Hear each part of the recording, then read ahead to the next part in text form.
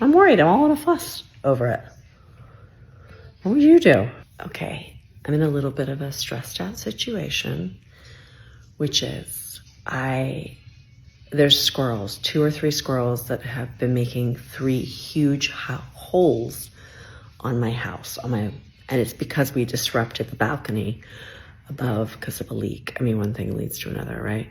So anyway, the squirrels made these massive holes. And one day I didn't know about the holes yet, and I just thought a squirrel was stuck. Turned out he wasn't stuck, he was building a home.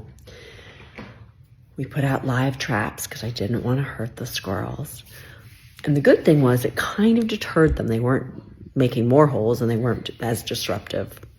But no squirrels went inside. Today, this evening, a squirrel did go inside. And he's freaking out. I tried to help him get out because I looked online and it's illegal. Like, you're not even supposed to have live traps. I didn't put it down. I used a service who did it.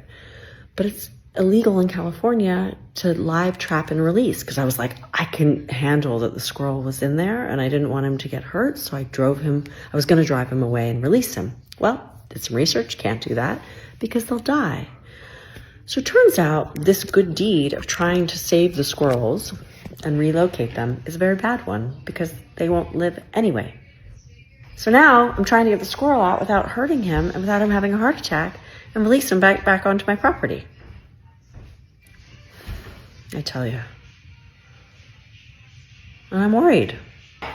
One thing that calmed the squirrel down is throwing a towel over him. I tried to throw water on him in case he was overheating. That was a bad idea. He didn't like that. So my son put a towel over him and he seems to have calmed down, but it's dark outside. What if coyotes come?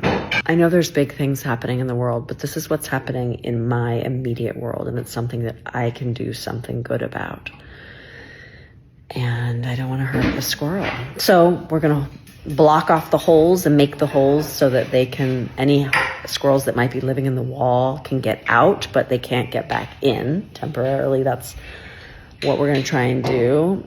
And then as soon as this damn deck gets fixed, everything will go back to normal and hopefully they'll be fine and they'll be happy that they have their deck back. Me and wildlife. If I told you the story about the woodpeckers, anyone who knows me, who knows my woodpecker story, ooh boy, that went on for years. I think I won, finally. It was like an 8-year battle. And then, you can look on YouTube to see my bee journey. Got a lot of things up in the hills. Anyway, that's what we're dealing with over here while Chef Bear is cooking. But we're going to solve the problem now. Hi there. So I just want to update you on the squirrel situation this morning. Last night we were able to release her back onto my property, and she was pregnant. So that's what she was trying to make a house for her babies. 2 new worries were last night in the middle of the night, I was woken by,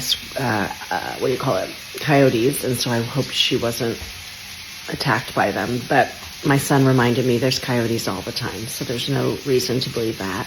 Also that we didn't close her babies into the wall. But I think she's pregnant and that there's no babies yet. So those are my new things to think about while I get about my day doing my work. But little squirrels, stop coming in the house. Stop making holes in the wall. Oh, I gotta show you the holes. She made this hole that we tried to cover last night. You can see all the craziness. And I'll show you over here. She made that hole, and that hole, and that hole. Although I think that was a different squirrel that she's in cahoots with, so